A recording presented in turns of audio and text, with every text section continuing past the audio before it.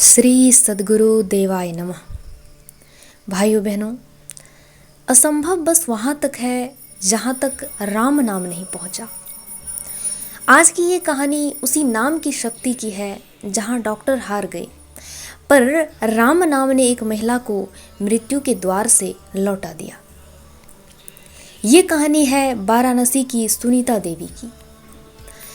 सुनीता देवी 2 बच्चों की माँ, शांत सरल और भक्ति में रमी हुई महिला। सुनीता जी पिछले कई महीनों से घर के कामों में डूबी हुई थी। पति की नौकरी चली गई थी, बेटे की फीस बाकी थी और घर की जिम्मेदारियां बढ़ती ही जा रही थी। वो बाहर से हंसती रहती, लेकिन अंदर ही अंदर चिंता ने उन्हें घेर रखा था। रात को देर तक नींद नहीं आती, भूख धीरे धीरे कम होती जा रही थी। एक दिन उन्होंने कहा, मुझे कुछ अच्छा नहीं लगता, जैसे अंदर जलन सी हो रही है। सबने समझा शायद गैस या कमजोरी होगी, लेकिन कुछ ही हफ्तों में उनके शरीर में बदलाव आने लगे। चेहरा पीला पड़ गया, आंखों का सफेद हिस्सा हल्का पीला होने लगा और शरीर में अजीब सी थकावट छा गई। फिर धीरे धीरे बुखार शुरू हुआ, पहले हल्का, फिर दिन व दिन तेज होता गया। दवा लेने पर 1-2 दिन राहत मिलती, फिर वही हालत लौट आती। एक दिन सुनीता जी खाना बना रही थी। खाना बनाते बनाते अचानक उन्हें चक्कर आ गया और वो बेहोश होकर गिर पड़ी।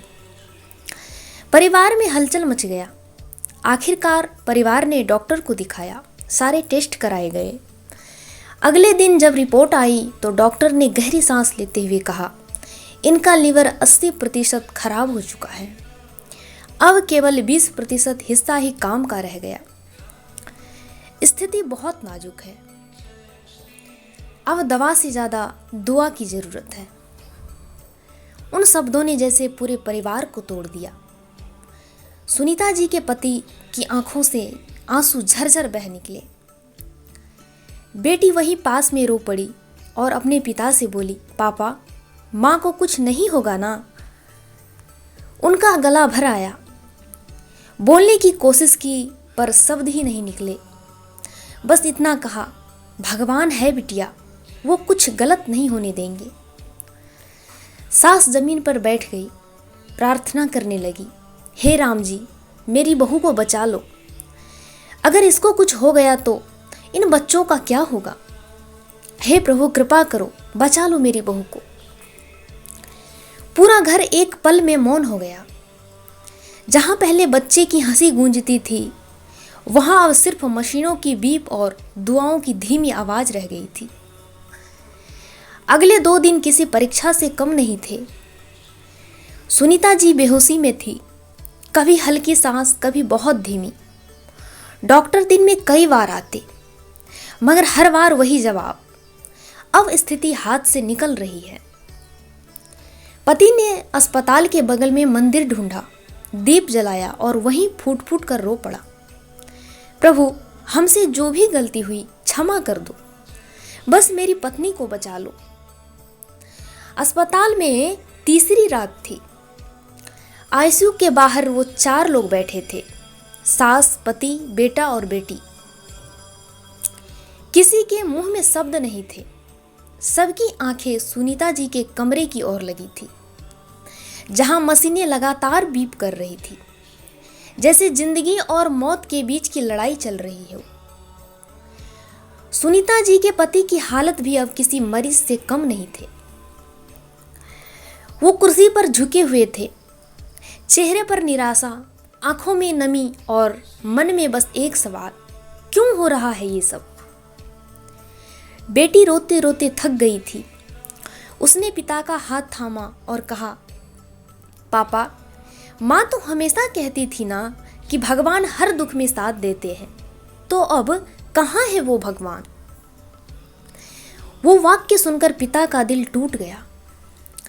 उन्होंने सिर झुका लिया, जवाब नहीं था, बस चुप्पी थी, बहुत भारी, बहुत गहरी। रात के करीब 2 बज रहे थे। आईसीयू के पास की बेंच पर वो सब बैठे थे। तभी अचानक एक बुजुर्ग साधु वहां आए। उनकी आंखों में शांति थी, चेहरे पर तेज ऐसा कि देखते ही मन झुक जाए। वो अस्पताल के एक मरीज से मिलने आए थे, लेकिन सुनीता जी के परिवार को देखकर ठिठक गए। उन्होंने धीरे से पूछा, क्या हुआ बेटा? इतनी देर रात सब यहाँ क्यों बैठे हो? सुनीता जी के पति रो पड़े और बोले, बाबा मेरी पत्नी मर रही है, डॉक्टर कह रहे हैं अब कुछ नहीं हो सकता। बाबा मुस्कुराए, माथे पर हाथ रखा और बोले, कुछ नहीं हो सकता बेटा, जब तक नाम है सब कुछ हो सकता है। पति ने हताश होकर कहा, नाम? कौन सा नाम बाबा? बाबा बोले, वही नाम जो तुम्हारी पत्नी रोज जपती थी, सीताराम।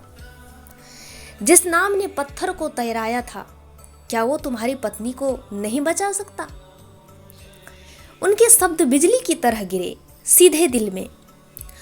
उस पल जो निराशा थी वो टूट गई, आंखों से आंसू बह निकले, लेकिन इस बार वो डर के नहीं भाव के आंसू थे।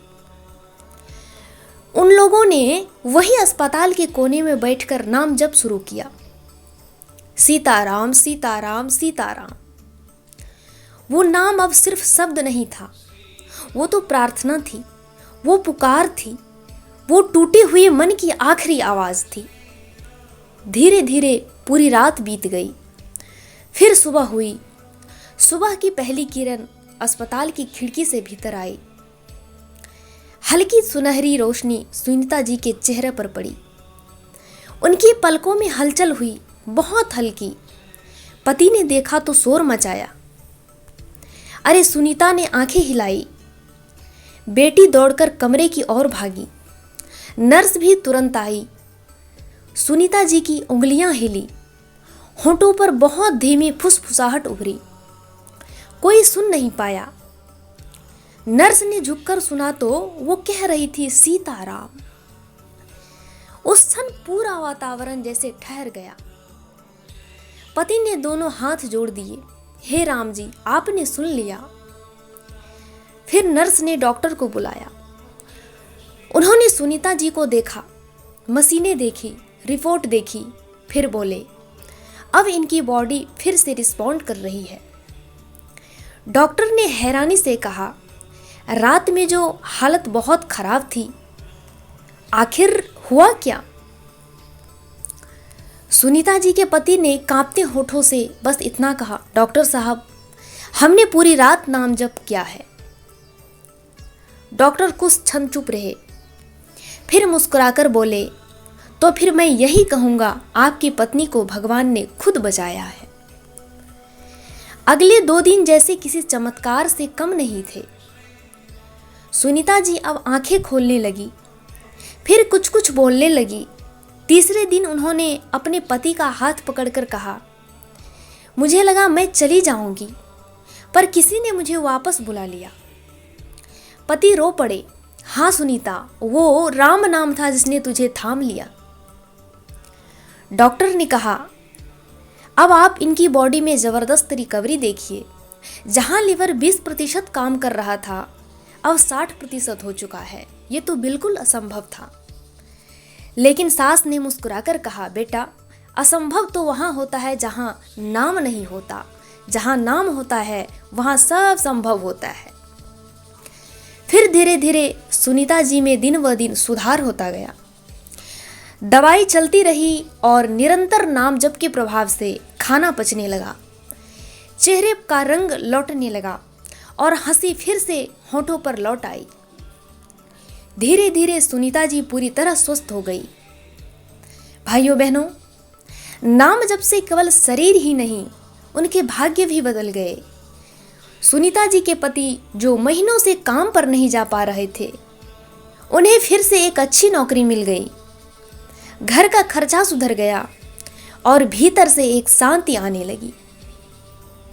भाइयों बहनों, जब सब कुछ खत्म होता दिखे, जब कोई रास्ता ना बचे, तो बस एक नाम भरोसे से लीजिए, सीताराम सीताराम सीताराम। नाम में वो शक्ति है जो मृत्यु के दरवाजे से भी जीवन लौटा देती है। अगर ये कहानी आपके दिल को छू गई हो तो राम नाम की कृपा बांटने में हमारा साथ दीजिए।